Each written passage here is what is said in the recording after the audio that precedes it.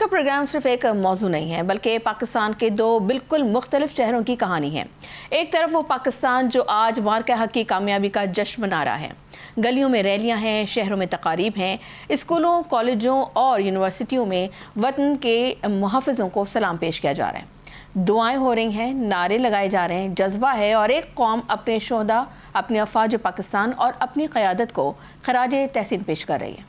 Operation بنیاد مرصوص صرف ایک فوجی کامیابی نہیں تھا، یہ دشمن کے غرور کے خلاف وہ کاری ضرب تھی جس نے بھارت کے دعووں، اس کے رافیل کے غرور اور اس کی جنگی بیانیے کو زمین بوس کر دیا۔ اور آج ایک سال بعد بھی بھارت عالمی سطح پر اپنی سفارتی اور دفاعی ہزیمت کا بوجھ اٹھائے کھڑا ہے۔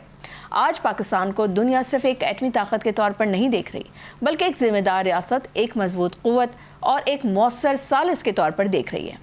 یہ وہ مقام ہے جہاں قوم اپنی قیادت، اپنے پالیسی اور اپنے اداروں کو سراہ رہی ہے۔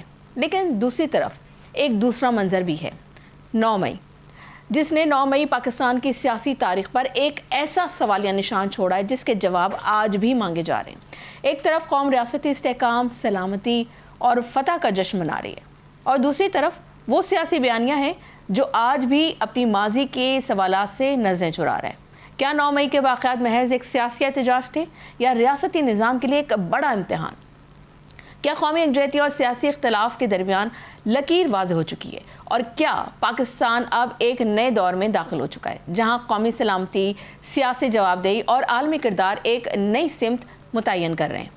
آج انہی دو بڑے منظر ناموں پر گفتگو ہوگی، ایک طرف مارکہ حق کی فتح اور قومی جشن اور دوسری طرف 9 مئی کے سوالات اور سیاسی حقیقتیں، کیونکہ قومیں صرف ناظرین جنگیں جیت کر نہیں بنتی، قومیں اپنے فیصلوں، اپنی یکجہتی اور